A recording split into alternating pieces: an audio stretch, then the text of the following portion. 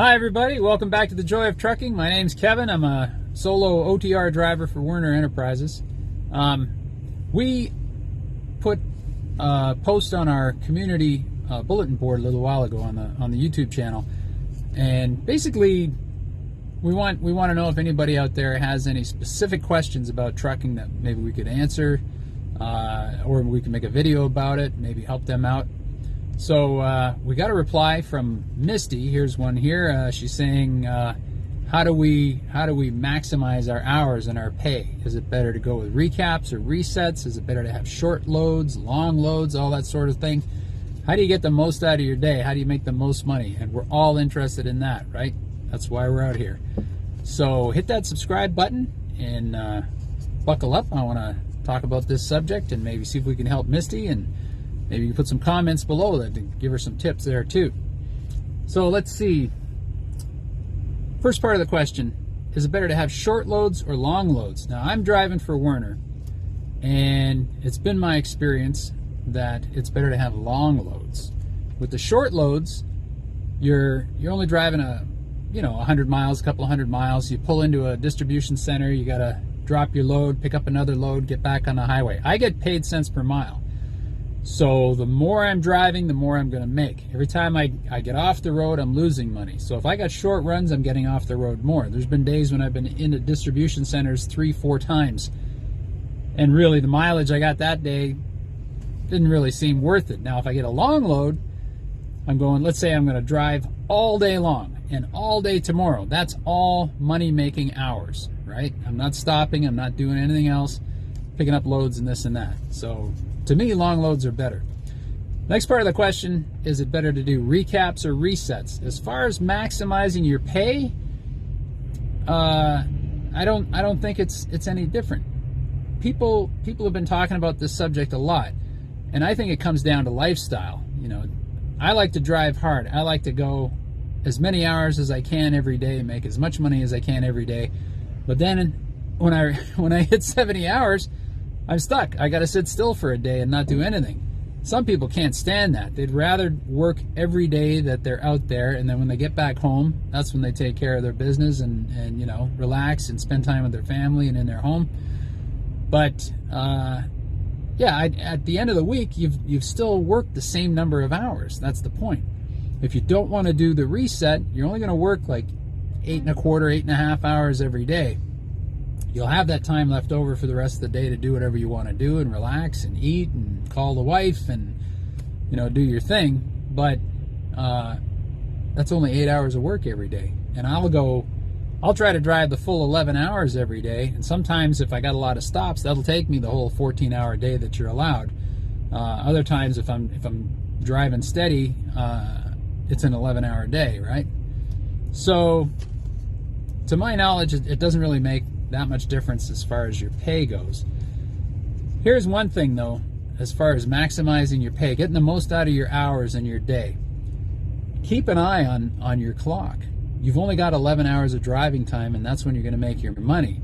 So every time you stop driving, like you have to stop to fuel, shut off the driving clock right away.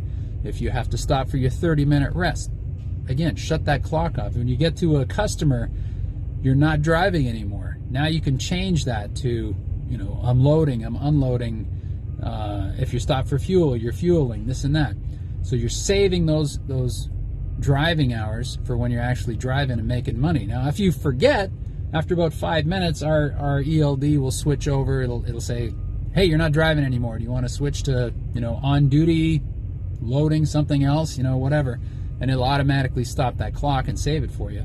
But you've already lost 5 minutes of that. And here's the other thing. If I'm at a customer's, either the shipper or the receiver, you can go to yard move. Now, if I'm at a great big warehouse and I shut off my driving clock, but I got to go like half a mile down this yard and drop my trailer and pick up the other trailer, or drive to the other end of the yard to find the other one and back out to the gate. As soon as I get over like 10 miles an hour, it switches back into driving mode. But I'm not doing 65 miles an hour. I'm not making that maximum pay anymore. So if you put it on yard move and keep the speed down enough, it will stay in yard move. So you can drive around this yard and you'll be able to save the driving clock for the highway miles when you're making the most money. Most of these places, they have a sign right there saying, you know, maximum speed in our yard is 5 miles an hour, 10 miles an hour, 15. You're not going to be doing 20 or 25 when you're at a distribution center. It's just not safe. You know, something bad's going to happen. So that'll keep your speed down enough to stay in yard move mode and save that driving clock. Other things I do, I kind of combine my time with other things. Like, you have to take a 30-minute break within an 8-hour period.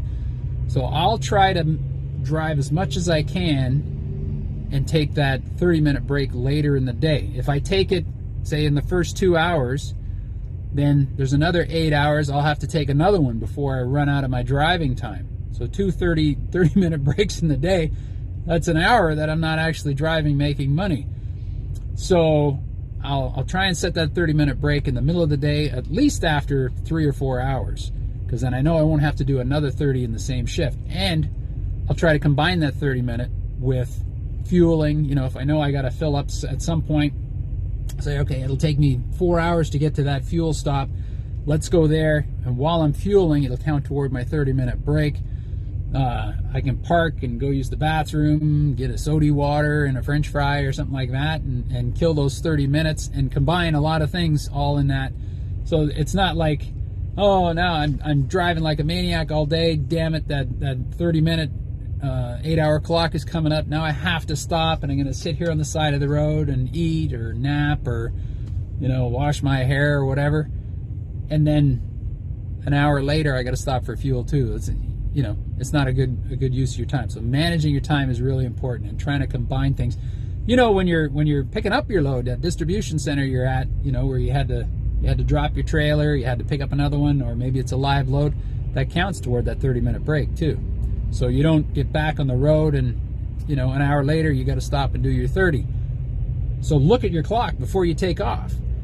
You've dropped your trailer, you've hooked up the other trailer, you're ready to get going, and you check that 8-hour clock, and maybe you're at 29 minutes.